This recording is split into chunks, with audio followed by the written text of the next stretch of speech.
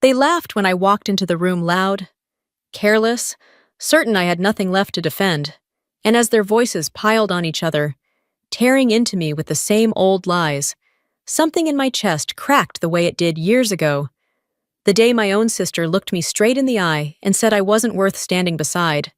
My name is Julia, and what happened at that rehearsal dinner was only the final blow in a betrayal that started long before anyone raised a glass. Charleston met me this moment I stepped out of the car, the air warm and salty, carrying memories I hadn't invited. Years had passed since I last stood here, yet a familiar heaviness tightened beneath my ribs. This city still echoed with the parts of my mother I wasn't ready to lose, and with the distance my family had quietly grown between us. The old brick streets hadn't changed, nor had the white steeples cutting into the sky or the porches draped in soft amber light. Charleston loved to present itself as gracious and timeless. I once found comfort in that. But over time, those same streets became reminders of how effortless it was for affection to fade, replaced by silence polite enough to be painful. I returned for Sophia, the sister who used to cling to my arm everywhere we went. Somewhere along the way, sweetness turned sharp. My father drifted into age and avoidance, while Martin filled the gaps with sermons about humility that somehow always pointed in my direction. No one asked where I had been. No one wondered what my life looked like now. They had already chosen the version of me that suited them. And it was easier to let them keep it than try to rewrite anything.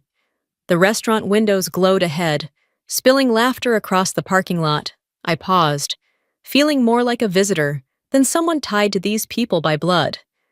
Stepping inside felt less like coming home and more like stepping into a room that had already voted me out. Sophia appeared at the entrance and hugged me lightly. When she pulled back, her eyes swept over me, my shoes, hair, posture, quick assessments wrapped in a smile. Then she offered a casual remark, with a sting tucked neatly inside. And just like that, the night sparked to life. The moment I settled into my seat at the long dinner table, the imbalance in the room revealed itself with cruel clarity. Warmth clustered around Sophia, wrapping her in compliments and laughter as if she were the only reason anyone had gathered. Every remark directed at her carried admiration, a tone reserved for someone who could do no wrong. When attention drifted toward me, it arrived thin and brittle small, polite questions that skimmed the surface without ever touching anything real. I responded the way I always had, with a practiced nod, choosing silence over the exhaustion of trying to correct their assumptions. Then came the familiar sting of condescension disguised as curiosity. A relative leaned forward and asked if I was still working these days, as though the answer might surprise her, as though she had already imagined every version where I wasn't. I offered nothing more than a small smile, unwilling to grant her the satisfaction of discomfort. But the room shifted when my aunt started talking. She spoke loudly enough that half the table turned to listen, recounting a story about how, years ago, I had supposedly run into serious trouble in the service. She said it casually, like repeating something everyone already knew. Worse, she added that Sophia had stepped in to fix it, painting her as the responsible sibling who had saved me from myself. The sound of laughter rolled down the table, soft but cutting, and no one paused long enough to consider I might have been sitting close enough to hear. In that instant, the lie snapped into focus. Sophia hadn't just misunderstood something, she had carried that story, fed it, reshaped it until the whole family treated it as truth. It explained the quiet judgments, the sideways glances, the way they spoke to me as if I were someone who needed careful handling. A memory rose, unwelcome and sharp. Years ago in San Diego, I walked into my room to find Sophia rifling through my things. She had pulled open a drawer she had no reason to open and found a classified folder marked with a red seal. She couldn't possibly understand what it meant, but certainty bloomed across her face faster than I could stop her. She accused me of pretending to be more important than I was. When I tried to explain that she had no right to be in my things, she threw back a comment that lodged deep enough to stay. That moment lodged the first crack between us. Back at the table, I watched her laugh easily, unaware of the old bruise she kept pressing. The murmurs she had spread over the years weren't just exaggerations or misunderstandings. They were betrayal dressed as family concern, handed to relatives who repeated them until the story hardened into its own kind of truth. I lifted my glass, trying to ignore the slight tremor in my fingers.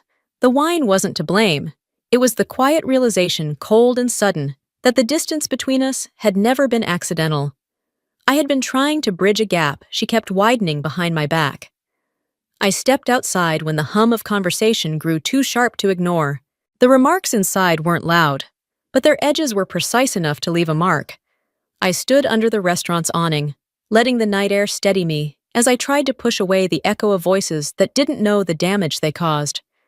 A man in plain clothes approached, stopping several feet away as if he had been waiting for the moment I looked up. He didn't force conversation.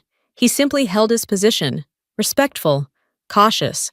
When our eyes met, he lowered his voice, keeping his words contained between us. "We're tracking someone who's attending this wedding event." The phrasing made something inside me shift. Not I. We. Only a few people used that term with intention, and none of them belonged to the world inside that restaurant. His tone was careful, measured, and when he continued, the truth settled quickly. "Ma'am, I know you can't talk here." Recognition clicked into place. He was one of ours. His posture, his tone, the distance he kept it all lined up with the training I knew too well. He didn't say his role, and I didn't need him to. His presence alone was enough. He explained briefly, telling me that Sophia had become entangled with a businessman under federal watch. Money laundering, marinas, quiet movements along Charleston's waterfront. Nothing immediate, he said, but enough to warrant concern. His words carried weight, not because of what he said, but because of what he didn't.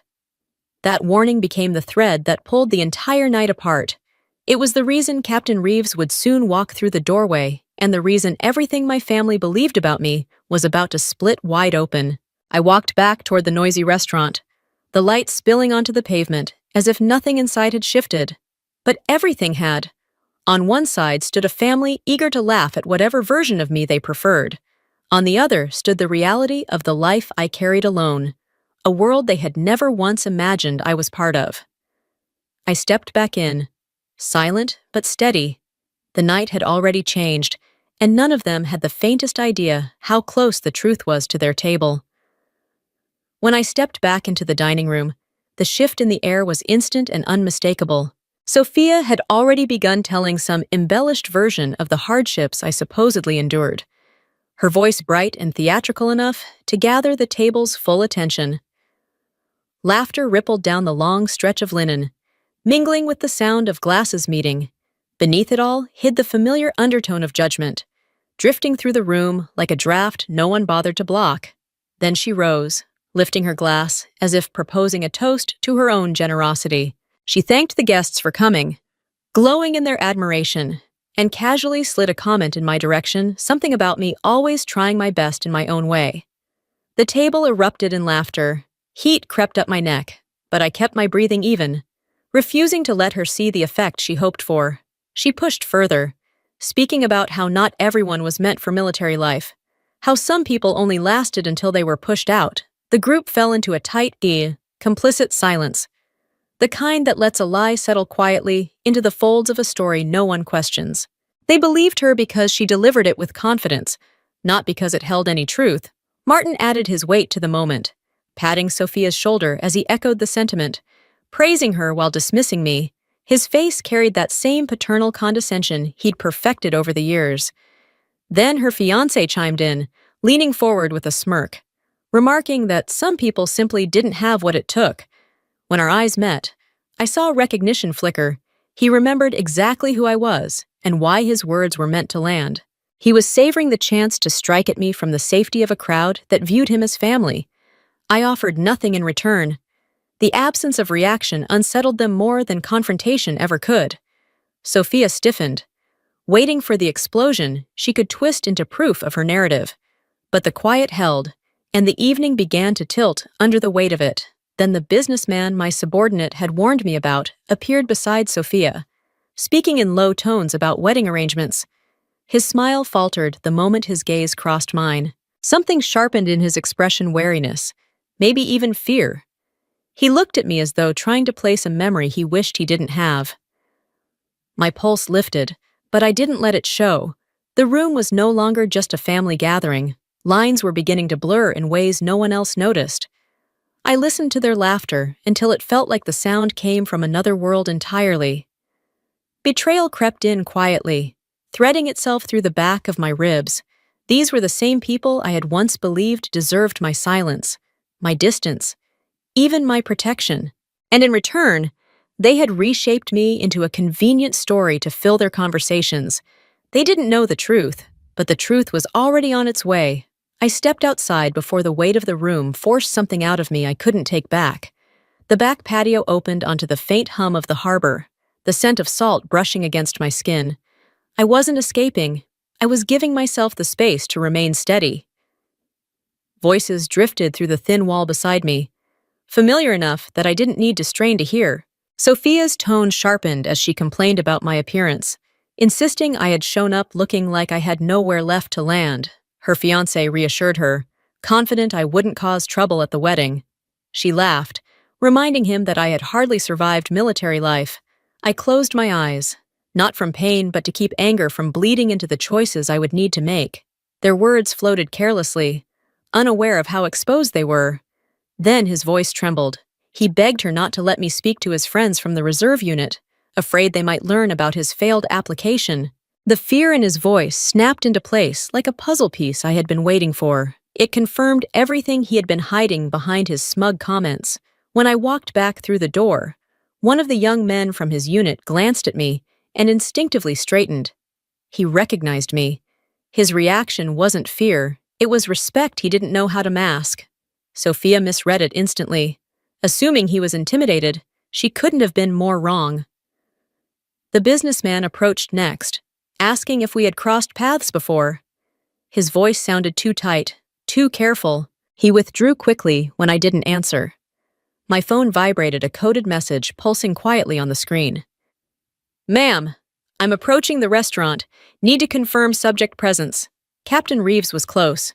I looked back into the dining room, watching Sophia glow under the lights, oblivious to the storm forming just beyond her reach. She believed she had secured her narrative. She had no idea it was about to shatter. I stepped out onto the terrace again, where the doorway glowed like a stage waiting for its lead actor. I hadn't chosen this moment, but it had arrived anyway. And once the truth walked in, none of them would ever view me the same again. I had only just returned to the banquet hall when the main doors opened again, and a group of reservists walked in, their uniforms shifting the atmosphere like a sudden draft. Conversations broke off mid-sentence. Laughter thinned into uneasy silence. Sophia nudged her fiancé with a triumphant grin, convinced their presence would somehow keep me in line. One young reservist spotted me. Recognition flickered across his face, chin lifting, shoulders tightening in reflex. Sophia misread the moment, whispering that he looked terrified of me. But his reaction wasn't fear. It was discipline. A subtle shake of my head kept him from doing anything that would reveal more than he intended. Her fiancé hurried toward the group, trying to hide the tremor in his hands. He glanced at me once, then looked away sharply, praying they wouldn't expose the part of his past he'd worked so hard to bury. Guests began to whisper, speculating about inspections and mistakes, while Sophia lifted her glass and joked that maybe they had come to escort me out. The laughter was thinner now, forced around the edges. Then Charles Ward rose from his seat and made a clumsy attempt for the side exit, only to have one of the reservists step into the doorway, unintentionally blocking him. He froze, sweat gathering at his collar. Sophia noticed only the awkwardness, assuming he'd had too much to drink. She didn't understand he was being watched. My phone buzzed with a coded triple vibration. "Ma'am, Captain Reeves is 2 minutes out." My breath steadied. Everything was aligning. I lifted my head toward the entrance. My family kept laughing, unaware that the moment they'd built their mockery around was about to collapse in on itself. The door shimmered under the chandelier's glow, waiting for the truth to walk through. The doors opened again, and the room fell completely still. Captain Reeves stepped inside in Navy tactical uniform, rank glinting under the warm lights. His gaze swept across the hall with unmistakable intent. Sophia's smile bloomed wide, convinced he'd come to confirm whatever story she'd spun. She rushed toward him, welcoming him like a VIP and loudly implying he needed to deal with me. Laughter flickered across the room again, brief, uncertain. Captain Reeves didn't look at her. Not once. His eyes fixed straight on me. He stopped only a few steps away. Sophia positioned herself between us, pointing toward me as if offering him a problem to solve. He countered her by stepping back half a pace, shifting his line of sight so that she ceased to exist entirely. A nearby reservist stiffened, instantly recognizing the hierarchy unfolding. Sophia opened her mouth again, but her voice died the moment Captain Reeves raised his hand in a crisp, perfect salute. "Admiral Ramirez, ma'am! The team is ready!" Silence hit the room like a shockwave. A glass shattered somewhere behind us. Her fiancé stumbled back, gripping a chair for balance. Sophia turned toward me, pale and speechless. The truth stood beside me now, unmistakable. Captain Reeves waited, then spoke again. "Ma'am, we'll escort you when you're ready." I set my napkin down, calm and steady. Nothing more needed to be said. The room stayed locked in silence long after Captain Reeves raised his salute. I remained by the table, still as stone, while Sophia stood between us with her face drained of every trace of certainty she once carried. It felt as though someone had pulled the oxygen from the room, leaving nothing but stunned breaths and pounding hearts. The captain held his salute a beat longer than protocol demanded, and I understood it wasn't ceremony. It was recognition. My family stared at me like strangers. My father clutched the arms of his chair, searching for an explanation he had avoided for years. Martin's throat bobbed as he struggled to swallow his own disbelief. Sophia's fiancé slumped into his seat, the weight of every smug word he'd spoken collapsing onto him. Sophia tried to speak, pointing at me, then at the captain, then back at me again, her voice cracking as she tried to force a different truth into existence. Captain Reeves lowered his hand and calmly told her to step aside. The words struck her harder than any argument ever could. I nodded once, quiet. Steady. No speeches, no vindication. The truth stood on its own. A young reservist snapped to attention beside the captain, instinct overriding every social pretense in the room. Sophia watched him, watched me, and finally saw Haiti what she had spent years denying. I stepped away from the table, heading toward the one person in that room who had always known exactly who I was. As I stepped forward, Captain Reeves addressed the room with the steady clarity only years of command could shape. He explained that they were here to confirm the presence of Charles Ward, and that I had overseen the case for months. One sentence simple, direct, and the entire hall trembled under the weight of it. Conversations died instantly. Chairs creaked as people shifted, trying to understand how the evening had turned so sharply. Ward tried to rise, but the young reservist blocked his path with quiet authority. Sophia looked from Ward to me, then back to Captain Reeves, her expression unraveling as the pieces finally snapped into place. The man funding her wedding was under federal investigation. I had been supervising that very case. I had stayed silent because my work demanded it, and she had mocked the person who had been protecting her without ever knowing it. The realization washed the last trace of arrogance from her face. My father opened his mouth as if to speak, but no sound came. A part of me wanted to reassure him, to soften the blow. But another part understood that people must live with what they choose to believe. I didn't offer explanations or justifications. I didn't list my rank or recount my years of service. I simply told Sophia that my silence had never come from weakness. It had come from duty. The words struck deeper than anything raised voices could have accomplished. Captain Reeves spoke again, telling the room that many standing there owed their safety to my work. Sophia broke into tears, while her fiancé kept his gaze fixed on the floor. I took the document the captain handed me and signed it with practiced efficiency. It wasn't a display. It was procedure. Completing the moment was all that mattered. Then I looked at Sophia once more, calm, steady, and without resentment. There was no triumph in the truth. There was only clarity. I left the banquet hall before anyone could find their voice. Captain Reeves and 2 young officers cleared a quiet path for me, and when the door shut behind us, the muffled sobs and frantic whispers inside only sharpened in contrast. I didn't turn back. By morning, Sophia's messages filled my screen, pleas for a conversation, apologies tangled in confusion, requests for me to stay. I read every word, then powered the phone off. Some things no longer needed answering. At my father's house, I left a single letter on the kitchen counter. 4 lines, nothing more. I told her I hadn't stayed silent out of fear, that she had hurt me because she believed I never would speak. Silence wasn't weakness, and respect was never hers to demand. A military vehicle carried me out of Charleston toward the docks where my ship waited. Captain Reeves held the door, offering a quiet nod. The sea breeze met me with its familiar sting, cold, sharp, honest. For the first time in years, I felt unburdened.